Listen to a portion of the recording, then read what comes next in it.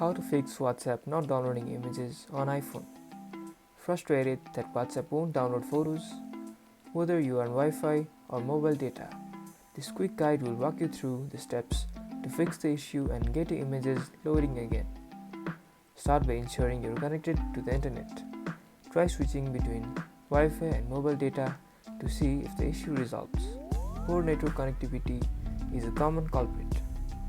Go to WhatsApp settings, tap storage and data, and ensure that auto download is enabled for photos on both Wi-Fi and mobile data, like this. If your phone storage is full, images won't download. Free up some space by deleting unnecessary apps, videos or cached data. Make sure WhatsApp has permission to access photos and media. Go to device's app settings, find WhatsApp and enable all necessary permissions. If you're still stuck, try restarting your phone or reinstalling WhatsApp. Don't forget to like and subscribe for more quick fixes.